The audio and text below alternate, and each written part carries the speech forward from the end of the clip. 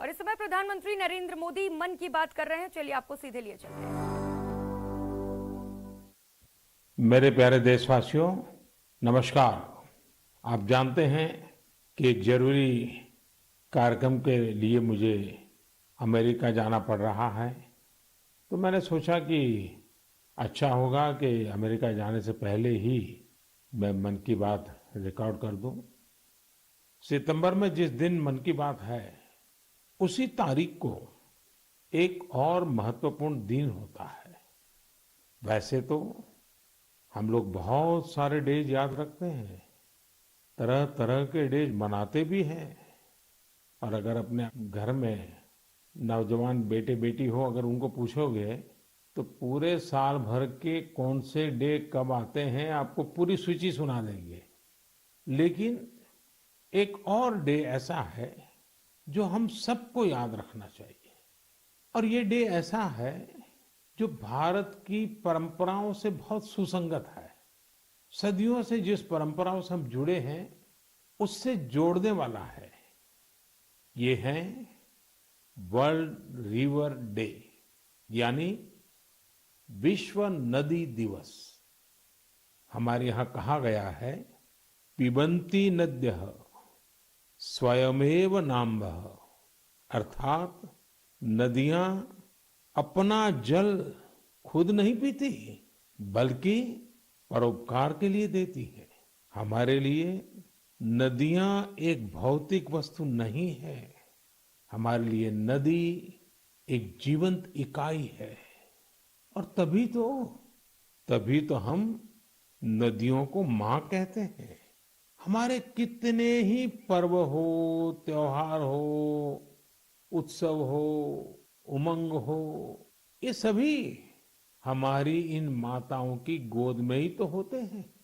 आप सब जानते ही हैं, माघ का महीना आता है तो हमारे देश में बहुत लोग पूरे एक महीने माँ गंगा या किसी और नदी के किनारे कल्पवास करते हैं। अब तो ये परंपरा नहीं रही, लेकिन पहले के जमाने में तो परंपरा थी कि घर में स्नान करते हैं तो भी नदियों का स्मरण करने की परंपरा आज भले लुप्त हो गई हो या कहीं बहुत अल्प मात्रा में बची हो, लेकिन एक बहुत बड़ी परंपरा थी जो प्रातः में ही स्नान करते समय ही विशाल भारत की एक यात्रा करा देती थी। मानसिक यात्रा, देश के कोने कोने से जुड़ने की प्रेरणा बन जाती थी। और वो क्या था, भारत में स्नान करते समय एक श्लोक बोलने की परंपरा रही है। गंगे च यमुने चैव गोदावरी सरस्वती नर्मदे सिंधु कावेरी जले अस्मिन सन्निधि कुरु। पहले हमारे घरों में परिवार के बड़े ये श्लोक बच्चों को याद करवाते थे और इससे हमारे देश में नदियों को लेकर आस्था भी पैदा होती थी।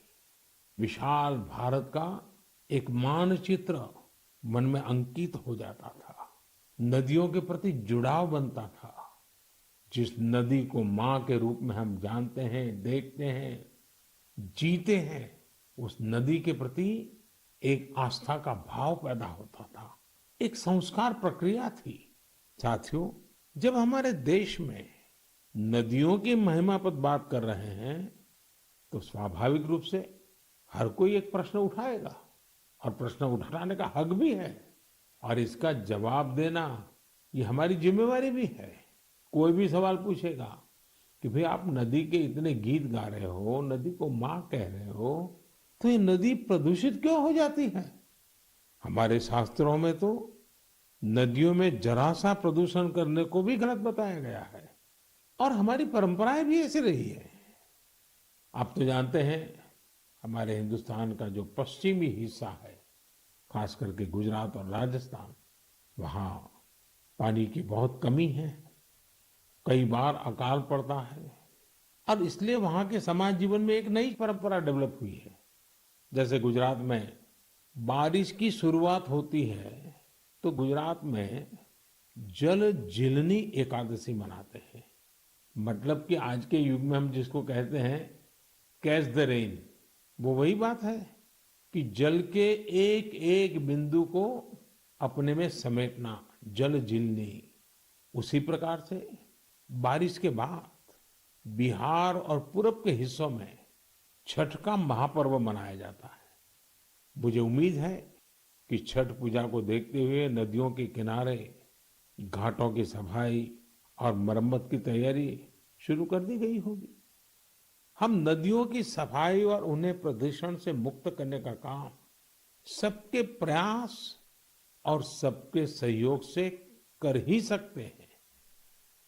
नमामि गंगे मिशन भी आज आगे बढ़ रहा है, तो इसमें सभी लोगों के प्रयास एक प्रकार से जन जागृति, जन आंदोलन, उसकी बहुत बड़ी भूमिका है।